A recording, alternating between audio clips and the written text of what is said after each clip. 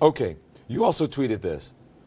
And to be clear, by warning ignored, I am referring to the refusal of various parties to come clean and the failure of various parties and news outlets to stop with the personal attacks on our side. Keep pushing us. Hashtag consequences. Hashtag basta.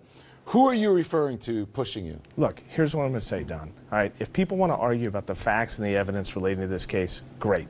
They want to argue about the legal issues relating to the cases, fantastic. But let me tell you what's not appropriate. What's not appropriate is to engage in character assassination attempts aimed at either me or my client or our families because you don't like the facts and the evidence in the underlying cases, and you don't know how to address it. So what you try to do is you try to create diversions by mucking up the record and by bringing up all kinds of nonsense about our personal histories or our families, etc. That has no place in any of this whatsoever. It's no different. You don't hear me making personal attacks on the President of the United States relating to issues unrelated to this. You don't hear me making personal attacks about Michael Cohen relating to other aspects of his life that don't have anything to do with this. We don't do that. But people would say the Qatari thing is the same thing. What does that have to do with no. That's why I asked you that.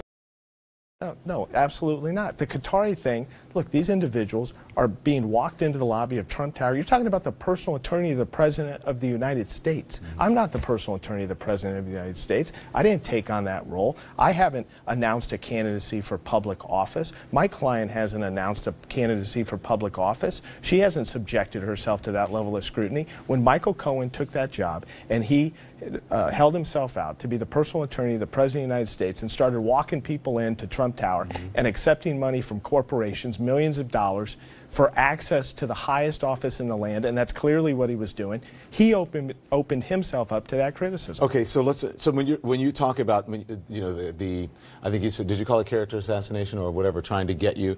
Were you talking about the Daily Caller? Do you put them in that because you know that they released your email? Peter Hassan tweeted out your email that you sent to him, right?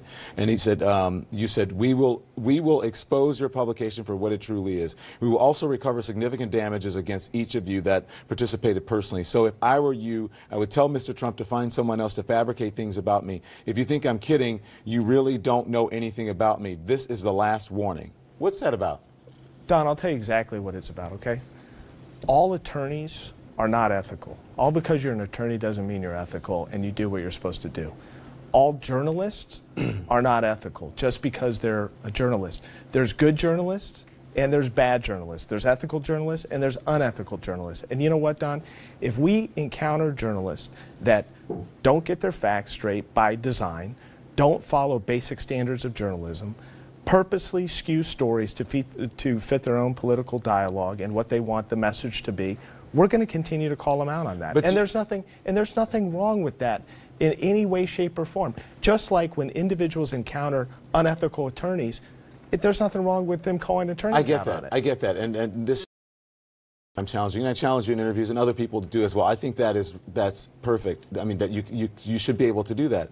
But also, people criticize, and I think you guys did, for Michael Cohen for threatening a reporter or threatening someone. Do you think that that behavior is similar, that you're threatening a reporter? I think you're talking apples and oranges. Why? My email, for the following reason, my email is no different than a cease and desist or retraction type email or letter that is received by numerous media organizations on a consistent basis, and there's nothing wrong with that. Why'd you put off the record? But let me tell you.